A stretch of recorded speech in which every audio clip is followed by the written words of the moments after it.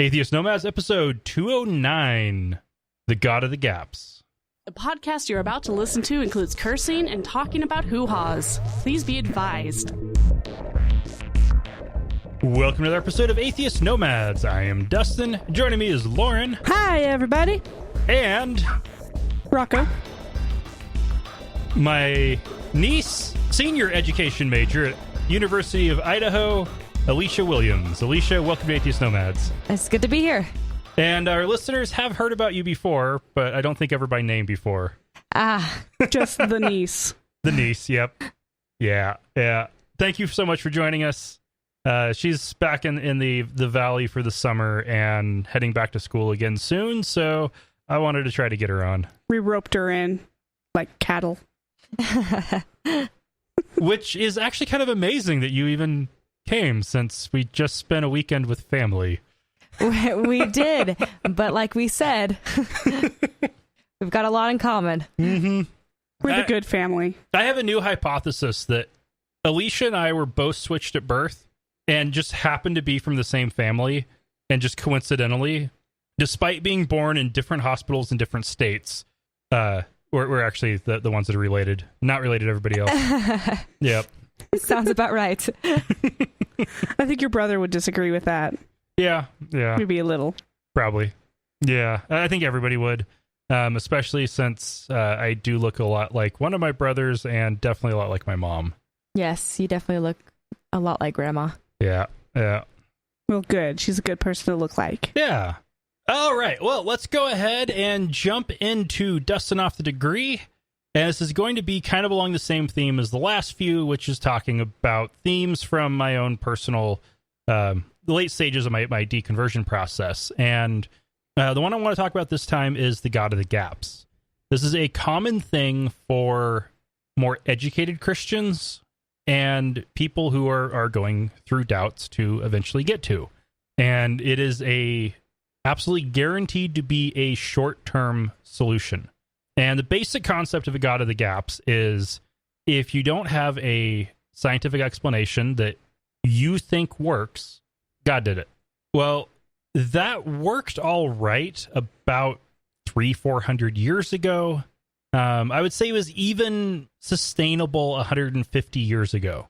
But with evolution, and as far as we've come with physics, there's really only 2 points where God of the Gaps actually really makes sense.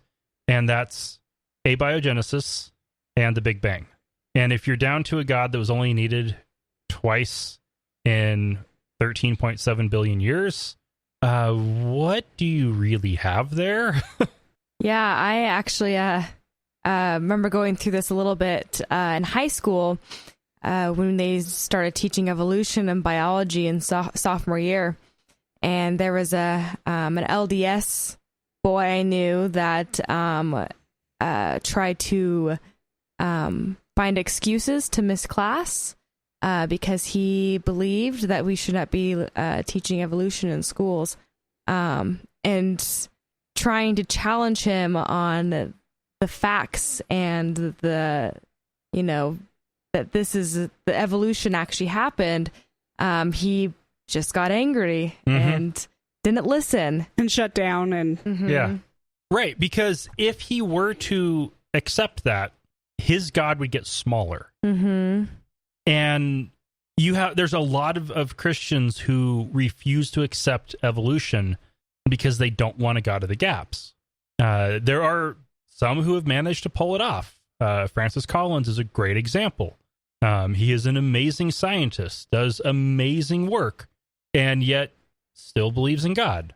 There are scientists who do pull it off, but it's your God either has to pull that off well. Your God either has to get a lot smaller or a lot bigger.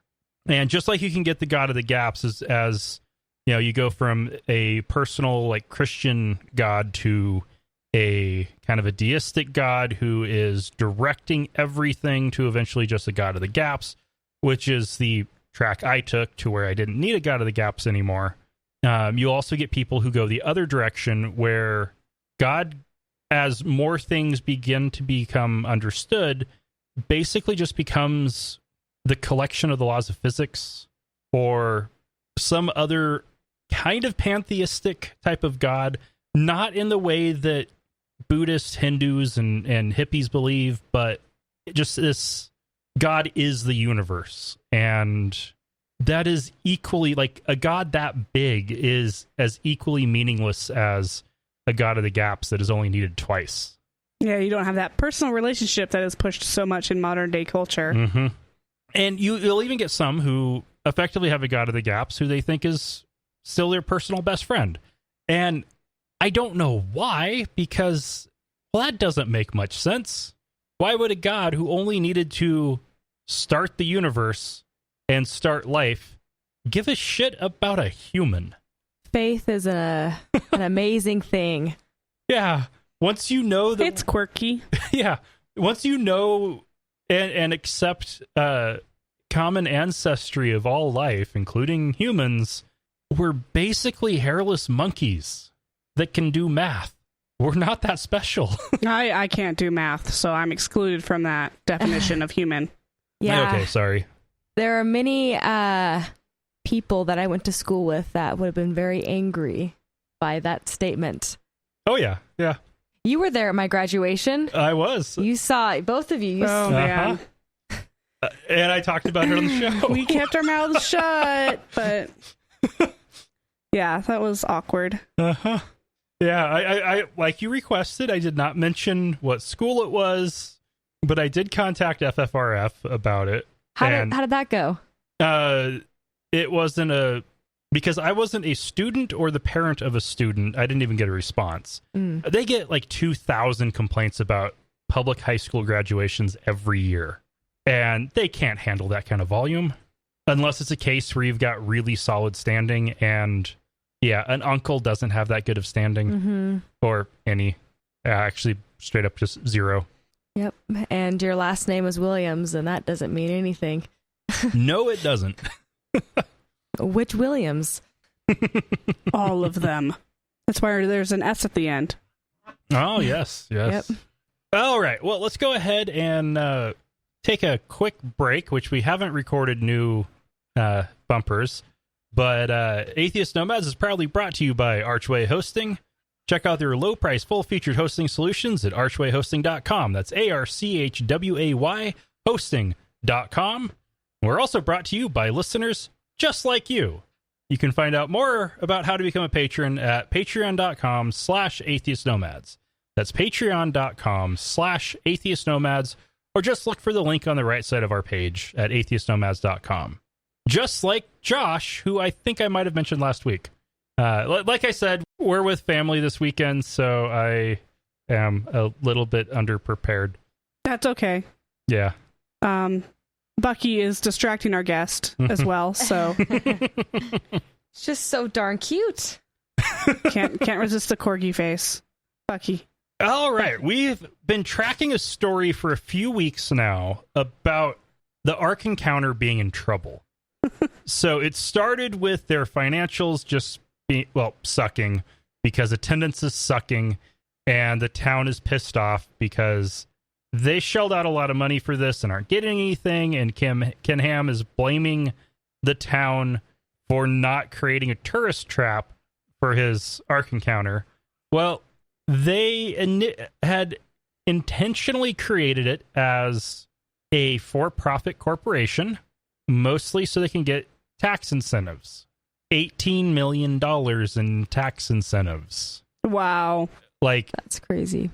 their sales tax they charge to enter, they return back to the town.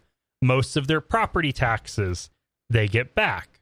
It's worth $18.5 million, and their tax bill for property taxes was supposed to be $700,000. And just like how they've already skirted non-discrimination hiring policies by doing all of their hiring through Answers in Genesis, a not-for-profit faith-based organization that is exempt from discrimination laws, they just sold the property to a subsidiary of Answers in Genesis that is not-for-profit for $10. Oh, shady. So they don't have to pay taxes on that land sale, and they don't have to pay their property taxes. FFRF has complained about this, and they are now no longer going to be getting the $18.5 million in tax rebates. I'd hope so. You mean $700,000 in tax rebates? $18.5 million over the next 20 years. Oh, okay. That is now put to a final end because, yeah, they can't claim to be a secular not-for-profit organization anymore by any stretch of the term. No. So that is nice to see that it is continuing to circle the drain. Yeah. The King County Board of Health has voted 11-1 on a new rule which will require warning signs disclosing that pregnancy centers provide limited services, specifically that they are not healthcare services if they don't provide full healthcare services or at least information and referrals. Oh, so those little pop-up shops that will give you a free pregnancy test and then give you a whole bunch of stuff about how abortion is evil? Yes. Aren't considered health clinics? Yep. They are in almost every single case, they are faith-based organizations. They are ministries designed to talk women out of getting abortions. And yeah, they now have to disclose, we are not a healthcare facility. Prominently posted in signs in the building. Yes. Yes, for women everywhere. Especially the ones that are a little less educated. Yeah. Definitely. Now, one group this is going to be affecting is very unhappy for a possibly legitimate reason, and that their center is actually staffed by medical professionals, including doctors. Who is this? This is CareNet Pregnancy and Family Services of Puget Sound.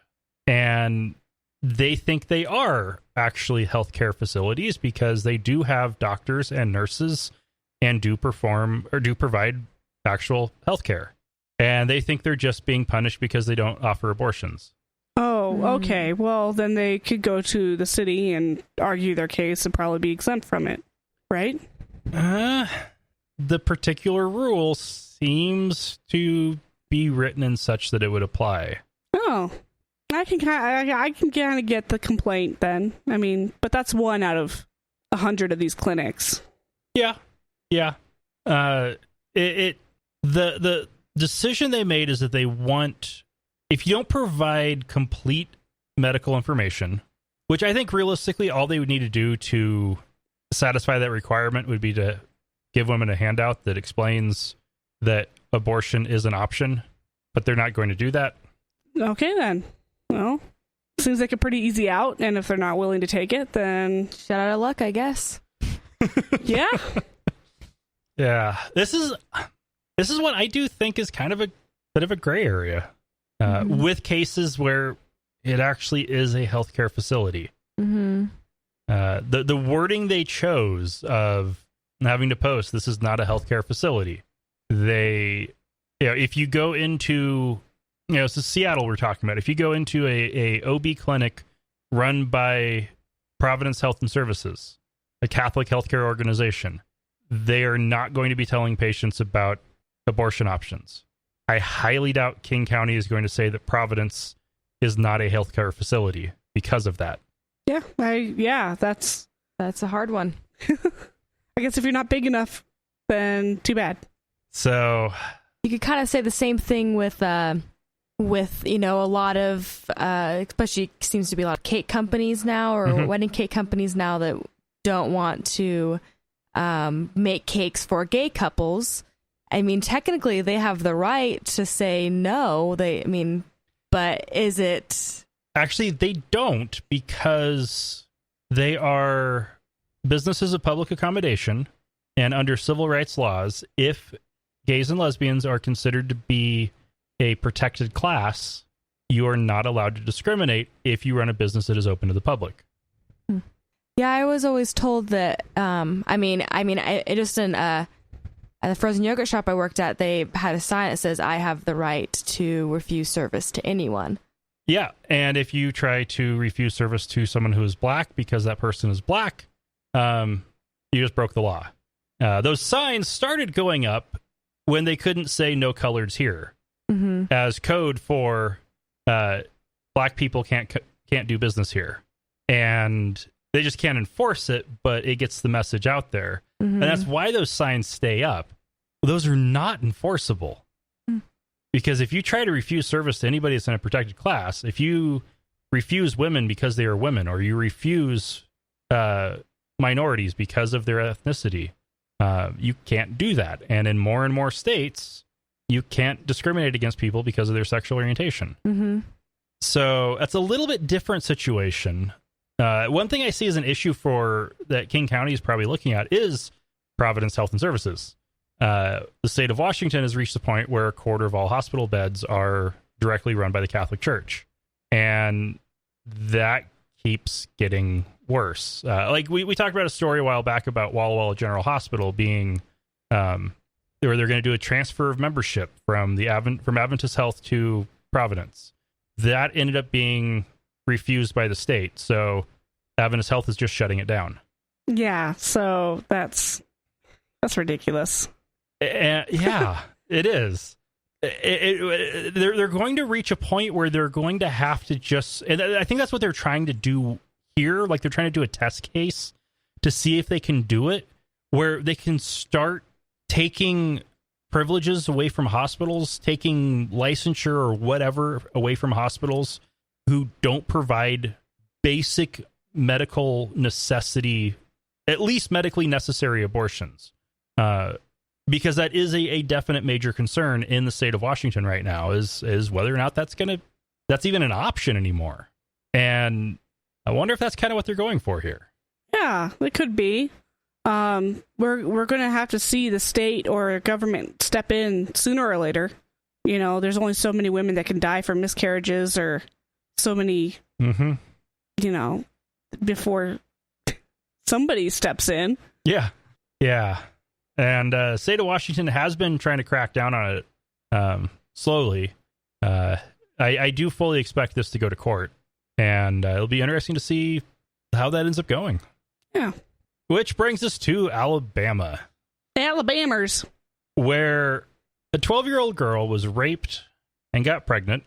She was granted a judicial bypass by the Alabama Civil Court of Appeals and had the sign off from the local district attorney. Actually, no, wait, back that up. The local district attorney refused to allow her to get an abortion. She took it to the Civil Court of Appeals, which went ahead and granted her the right to bypass her parents' approval. Her father is abusive, and her mother, is also abusive and reacted violently to her daughter getting pregnant. Her daughter was fucking raped. Yeah.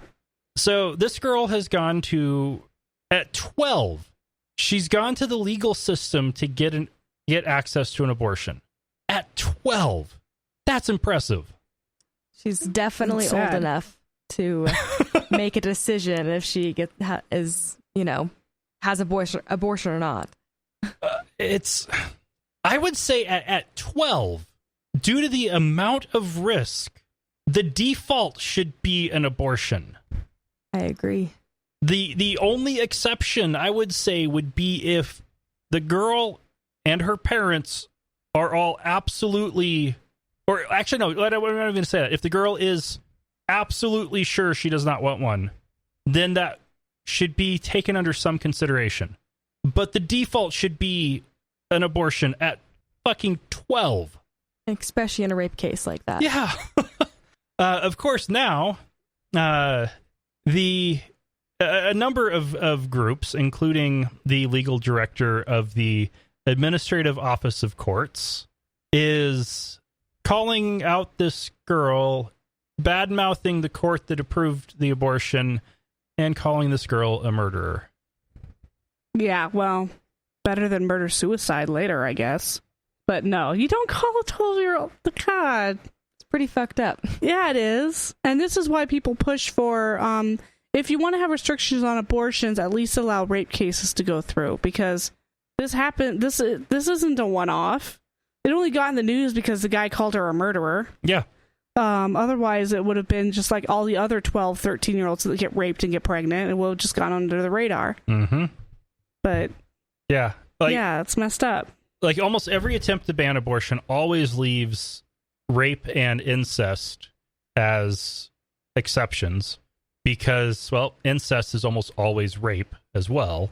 And a lot of those rapes are, 12, 13-year-old girls. In fact, there was a story out of Brazil a couple years ago with a 9-year-old. Yeah. I highly doubt this girl had just gotten raped once and then got pregnant. Let's go ahead and move on to a local story.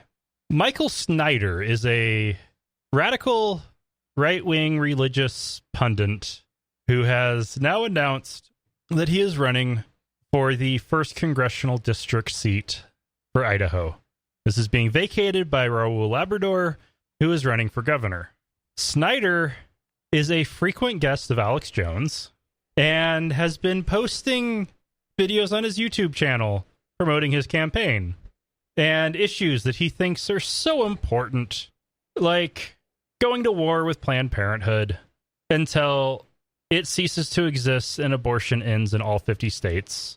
He is also in 100% support of the organization Health Freedom Idaho, which is an anti-vax, anti-fluoride organization, and says that he personally shares these views. And he's running for governor, or excuse me, for Congress. He won't get very far. Are you sure? Yeah, I'm fairly sure, but that crazies get in sometimes. I mean, it's definitely a possibility. But this he's just a little too wing-batty even for most Republicans. I know many people that have quite of the same views as he does. So wing-batty. That's the word. Yep. I like it. He has a shot. This is a state where we have a perennial gubernatorial candidate in the Republican primary every year who legally changed his name to pro-life.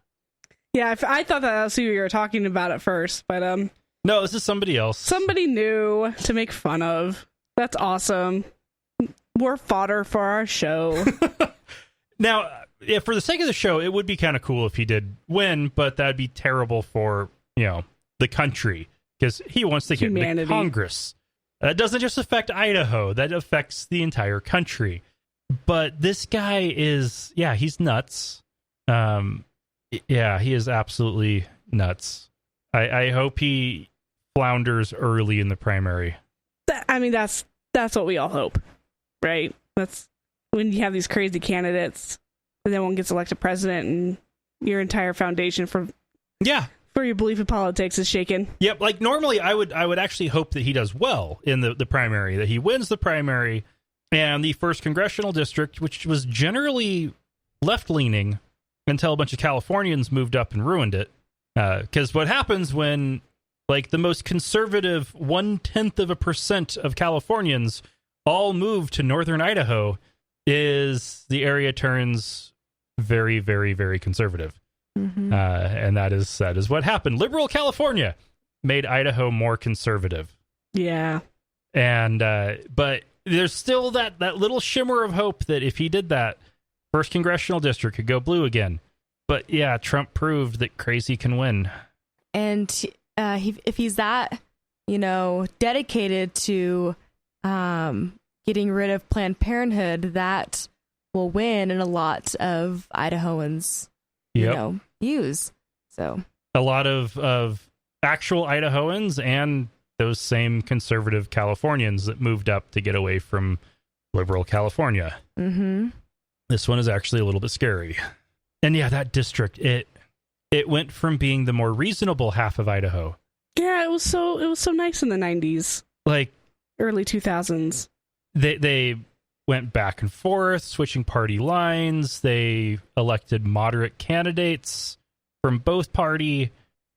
They elected people who could reach across the aisle and help work on bipartisanship. And now, nope, they elected Raul Labrador. He is one of the craziest Tea Party batshit wingbats in Congress right now. Good use of wing battery. Batshit wingbat, yep. And he wants to be our governor. And he might actually have a shot. He definitely does. I'm just glad I'm going to be back in Moscow in a couple of weeks. Breathe that nice blue air. Yes. Are you getting tired of the West Valley? Oh, yes. It's I don't see as many of my conservative friends from high school as much as I used to, so that's good, but it's always nice to be back in Moscow. Yep.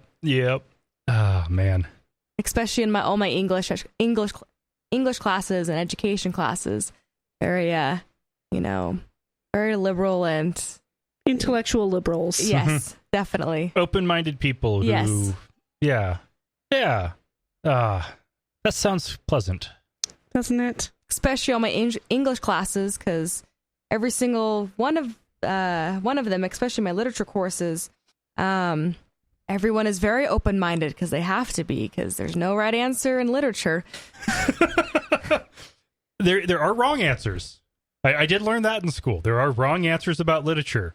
This sucked is the wrong answer. Exactly. But are there right answers? Not always. Yes. Same with art. Oh man, my art class in college, I slept through almost every class period. The classroom was about 5 degrees too warm, and it was right after lunch, and she turned off the lights and did a slideshow, and it ended up being my nap class. And we had to do art journals, and I mostly journaled about how I didn't like the art and how I don't like journaling. And the teacher did not like that. And it shows. Yeah. Whenever there's a new public statue unveiling, he's like, "That's not art." I'm like, "Yeah, it is." He's like, "No, it's not." Just no discussion of the philosophical meaning or anything. It's like, "Nope, that is just ugly."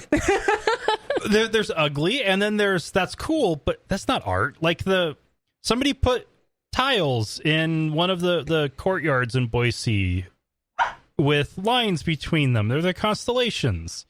That's cool. You have most of the night sky there on the ground. That is neat. That is cool.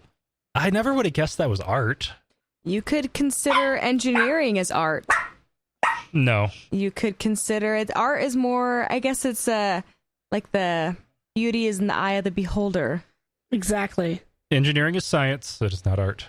Dude, science and art intersect all the time. Exactly. No. All the time. No. I can't go to an art museum with this guy, you know? And I enjoy art museums. As long as they have stuff that's not abstract. What do you think about cathedrals? Do you think that's art? Yes. Architecture? Architecture can be art. Engineering is different. So what about like building a robotic arm? Would that be considered art? No. Possibly. You could add art to the arm, but the arm is not art. The arm is a tool. Are you going to try to say that tools are art? They could be. Do you think a hammer is art? I could argue. I won't, but I could. Now, you could make a hammer that is art by making it like a decorative piece that goes onto display, and that is art, but that's a waste of a hammer. Okay. Yes, okay. Now let's talk about those damn dirty, godless communists. Oh, yes. Yeah. The Chinese Communist Party has now banned religious people from joining and encouraged all members to drop their religious views and insists that all must be firm Marxist atheists. Now, when I read this article, I honestly thought it was an onion because because they teach you in school that communism is atheistic. Mm-hmm. And that's one of the reasons why it's so messed up and wrong. So I thought this was this is how it's always been, but apparently they've gotten a little bit more relaxed recently and are now backlashing against those who may be a little bit more religious now. Yeah. It's the one time I will defend religion. I still think that they should. I mean, you got to be able to practice what you want to. Yeah, most atheists that I know are also humanists, so they would agree with the concept of you can't force religion on people, you can't force non-religion on people. Mm-hmm. Mm-hmm. Right. We support, officially, Atheist Nomad supports church-state separation. China does not have what I would consider church-state separation. Mm-hmm. I like a government that is neutral on matters of religion, not a government that actively oppresses religion. Yeah. Most people, their biggest objections to places like Saudi Arabia is the fact that that's a bad example because they actively use their religion to oppress everyone. But there's a lot of countries in the Middle East, for example, where they aren't oppressive with their religion, but they do oppress other religions. And that is bad. People should be free to believe whatever they want and also not believe anything they don't want to believe. And forcing people to not believe is as ridiculous as forcing people to believe. Yeah. Mm-hmm. So forcing these people to recant their religious views is just making it go underground, which is even more dangerous for the party, I think. Yeah. Yeah, I have a friend. I haven't talked to her much about it yet since she just got back, but she was doing the underground, the Christian underground for the last few months. So I'm excited to hear more about her experience there and everything that went down. Smuggling Bibles. Yeah. So Yeah. Because China, their general stance in recent years has been evangelism is illegal. So no trying to convert people. So what your friend was doing, definitely illegal. And they have allowed, or at least more accurately be tolerated, specific state-friendly religions, where if you have to be religious, you can be a part of this, group X, Y, or Z. One includes a Chinese Catholic Church that has its own pope, who is loyal to the Chinese Communist Party. Oh my gosh. They're definitely fine with Confucianism, which is almost not a religion at this point. They're fine with Buddhism, generally speaking, but that can also not be religious. They've been actively trying to oppress Tibetan Buddhism or make it more friendly to them. And they've been actively trying to oppress Islam among the Uyghurs. And now they're just going to go ahead and go back to all religion is bad. Worship the party or worship nothing. Yeah. Fuck you, China. Not Fuck you, cool, China. And then we have the formerly great secular state of Turkey. Muslim majority country that was founded on a firm separation between church and state. It was a shining example of democracy and secularism for the Muslim majority world, and that has all gone away. Slowly over the last, 10, 15 years, it has all eroded.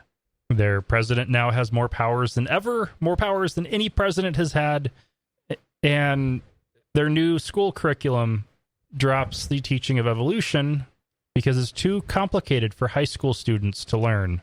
And they're instead replacing it in the curriculum with teaching about jihad. Yeah, this is going to end well.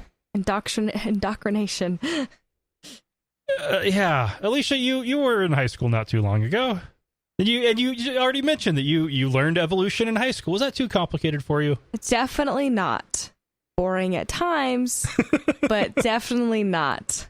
Yeah, complication is not the issue here. If they're going to ban it, they might as well just say why they're banning it. This whole complicated excuse is just stupid. So when do they plan on teaching it if it's too complicated? They don't. Never. Exactly. Yeah. You have to go to university somewhere outside the country. Yep. Yep. Yeah. Their other reason, the exact quote from Ismet Yilmaz, the country's education minister, is that because it is above the student's level and not directly relevant. Oh, boo. Boo Hiss. We are. But jihadism is? Apparently. We are a part of evolution, but it doesn't pertain to us. Yeah, I don't get that. It's wow. Yeah. Wow. I kind of wish the military coup had gone the other way there. Yeah, there's a lot of 2020 looking back kind of things. Like, oh. Yeah, actually, I was quietly optimistic with that coup attempt that it was going to succeed and Erdogan was going to be deposed because he is a bastard. He's a wingbat. Yeah. Okay, is wingbat the term we're going with this time? That's the word of the day. All right. And in Israel, an Israeli Christian man is accused of stabbing his teenage daughter to death because she was dating a Muslim. Nice. Yeah. She was 17. How Christian of him. Yeah. Hypocrisy at its best. Yeah. Now, one thing that might be surprising here is Israeli Christians, but about half of Israelis, actually more than half of Israelis, are Arab, and about half of Arabs in Israel are Christian. Okay. Not Muslim, or at least a significant portion. With Israel, Palestine, and Lebanon, they have very large Christian minorities that are we're talking Christians that date back to the early church, and they apparently this guy, he went Old Testament on him, huh? Oh yeah. The parents had tried to talk her out of dating this man, and then they started threatening her. You don't understand me at all. Slam door. She even stayed with her boyfriend's mother for a while to get away from the threats. Wow. So she found somebody who may have actually tried to give her a better life. But there's so many arguments saying that Christianity teaches morals. Does it really? Yeah. Like normally this isn't the type of story I would have covered, because it's just one a singular bad individual behaving badly. But there's just way too many. An Israeli Christian stabbing his daughter over a Muslim. That's special. Yeah. That is really special. And for another bit more local story, Ruthie Robertson was a contract teacher at BYU, Idaho. That's Brigham Young University, Idaho. They're the Mormon University's campus in Rexburg, Idaho. And she posted a statement on her personal Facebook page in favor of LGBT rights. Specifically, she said that as a current member of the LDS Church, this organization has openly and forcibly opposed same-sex relationships and legalized same-sex marriage. She also said that she believes heterosexuality and homosexuality are both natural and neither is sinful. That she doesn't support the love the sinner, hate the sin sentiment, because the sin is part of who a person is. And administrators pulled her aside and told her that they, because of this, would not be renewing her contract. Yeah, this was on her personal Facebook page. They tell you not to put anything on your Facebook page that you wouldn't want your employer to see, and exactly these kind of reasons. Especially when you work for a religious organization, they'll find ways to get rid of you. Well, it was presumably one of her Facebook friends, probably from her ward, saw it and went and told the bishop, who very easily could have been her boss, or who then told her boss. It's a small community there, too. I mean, everybody knows each other in Rexburg. It's only recently that it's grown to be any kind of not even city, it's town. It's gone from village to town. Still got a while to go before it's a city. But yeah, it's a small town feel. Yeah. And there's a grand total of 5 atheists in Rexburg. They all know each other because, they're the only ones, and they have their secretive meetings at Applebee's, which is one of only 2 places there that serve alcohol. Yep. The only place where you can get anything harder than beer, and even that's limited. Okay, you can get wine. See, there. That's how you set a trap for atheists, is you set out beer or coffee. Yep. And they will come. But what's funny is talk philosophy. When I was in Rexburg on a business trip a number of years ago, quick overnight trip, I went to Applebee's because it was one of the 2 places you can get beer.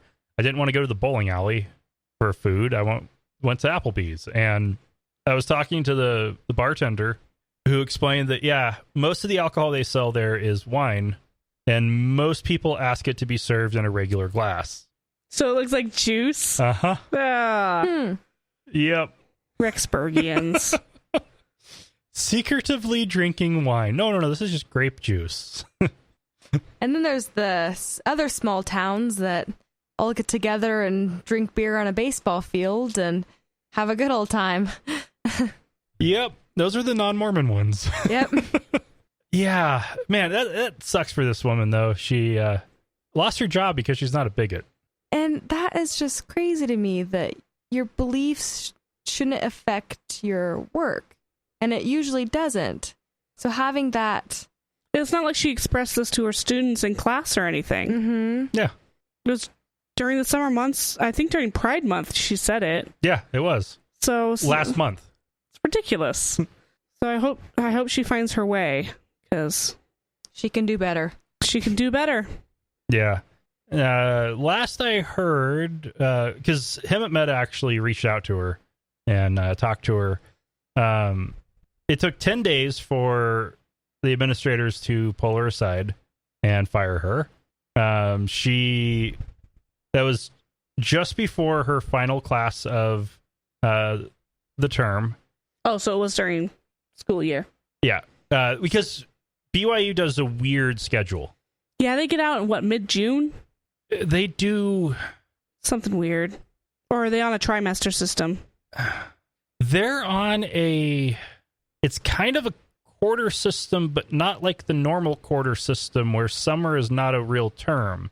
This is one where you go to class for like 2 months and then you get 2 weeks off, and then you go to class for 2 months and then you get 2 weeks off, and then you go to class for 2 months and then you get 2 weeks off. So it's a year-round schedule. And it's a year-round schedule where they're expected to take off at any time to go on their mission, and they get more time to spend with their family because Mormons care about family.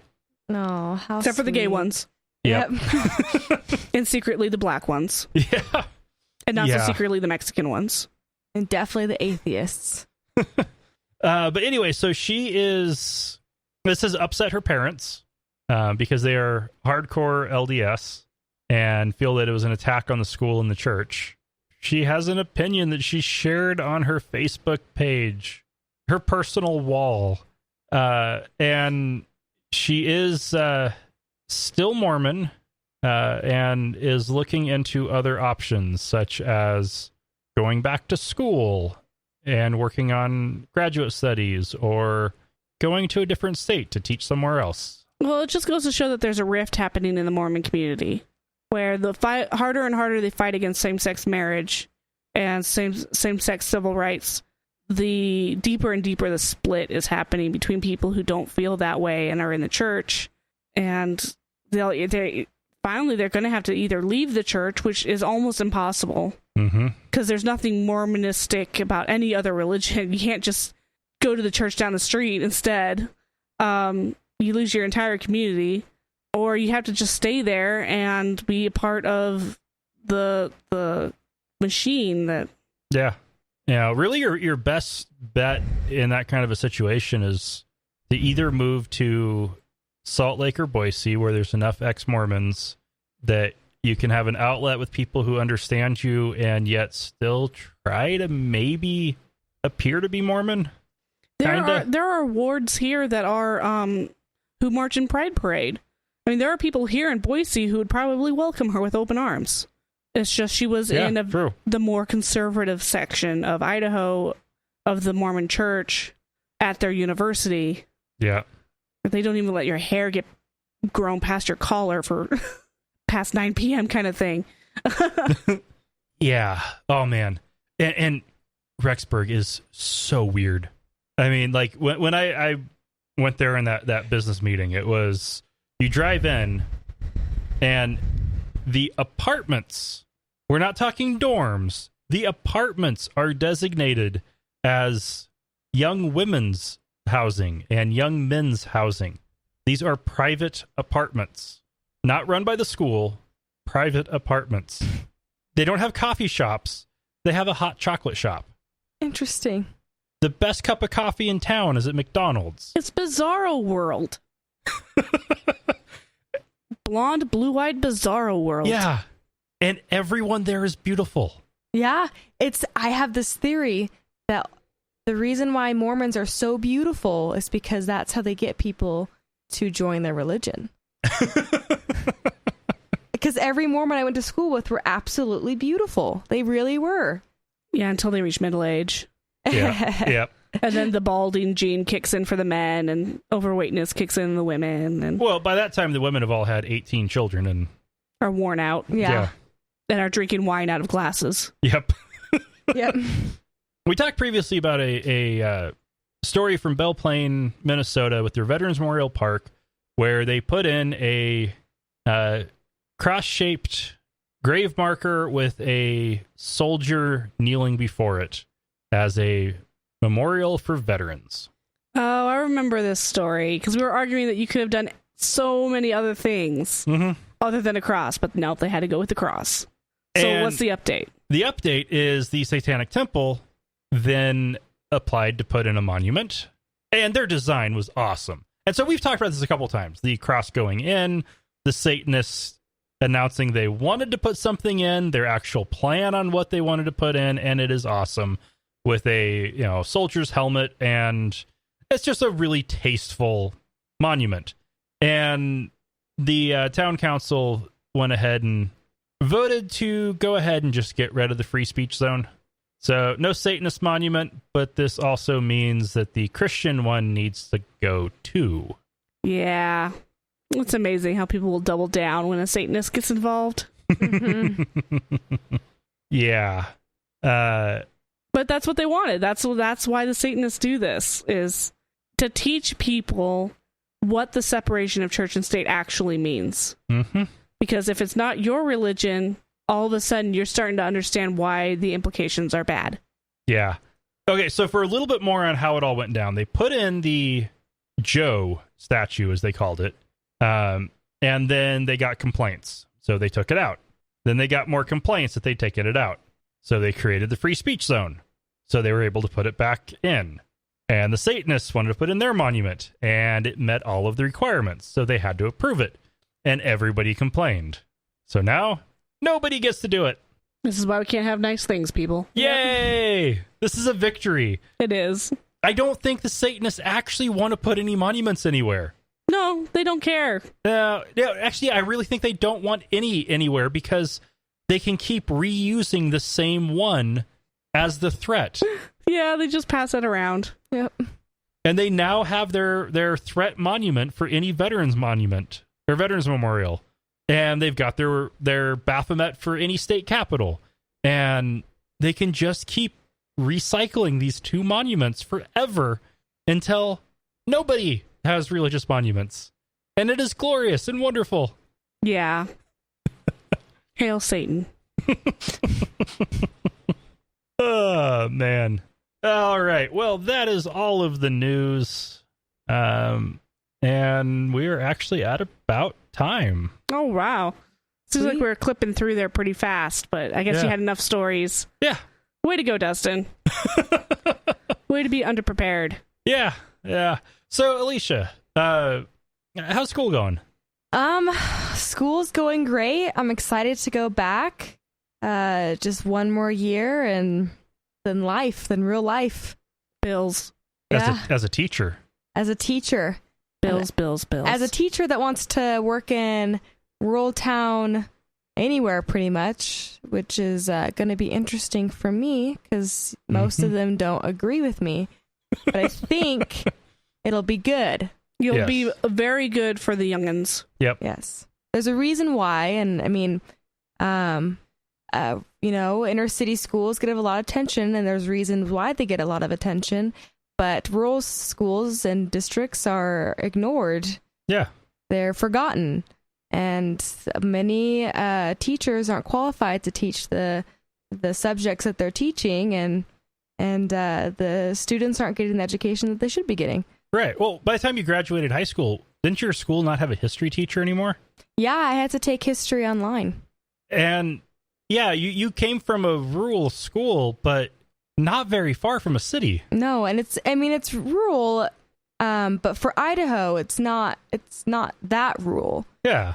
Yeah, there's Preston, Dietrich, Bellevue. I mean, there are places that are way out there that cannot get teachers. Mm-hmm. Nobody wants to move out there. But I've had a friend of mine who went to teach in Salmon, Idaho. It's literally like the middle of nowhere. Mm-hmm. And he loves it. He learned to love it. Yeah. And the kids love him because he's the only one who has differing opinions. He's hip. But, oh man. Going into teaching, best thing ever. Yeah, I'm definitely very excited. That's awesome. Do you have anything you'd like to plug? Got a blog or anything you're doing? Not currently. Okay. All right. Too busy with so many other Senior, yeah. Japanese next year. Another practicum, 18 credits. Leading a service trip to some foreign country I don't know yet. So too busy to have any other hobbies right now. Too busy to have opinions. Wow. Yeah. All right. Well, survive. If you need a break, we're here for you. Yeah. Oh. Sleep. Remember to sleep. There is one topic that might pique your guys' interest. I'm a sorority. I'm in a sorority up there, which is great. I love it. But it's interesting. We still have a prayer. Not prayer. We read from the Bible every day before our, or not every day, every Monday before our meetings. Yeah, always some scripture. Interesting. Yeah.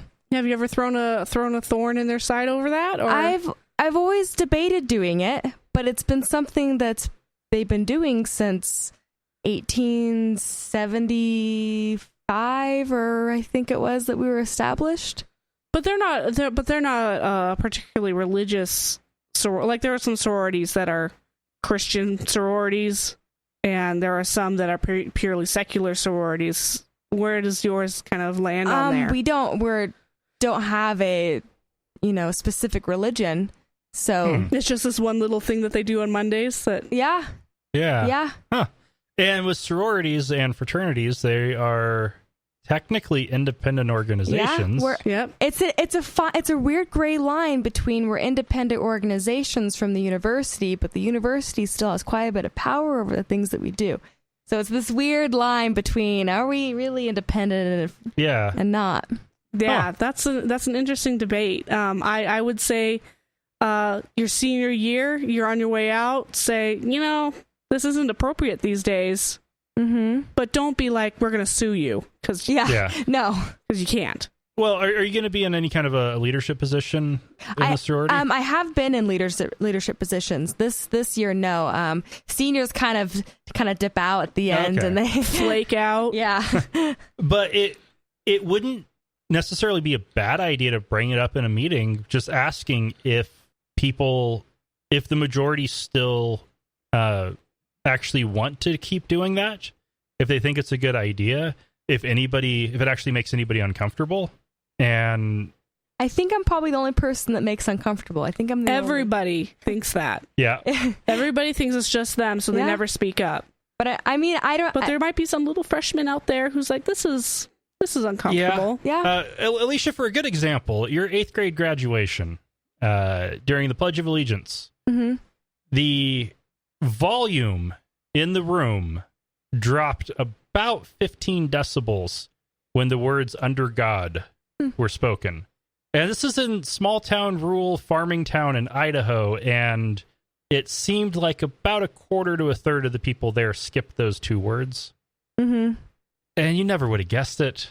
Yeah. Everybody there would have assumed everybody was a Bible-thumping Christian. Yeah.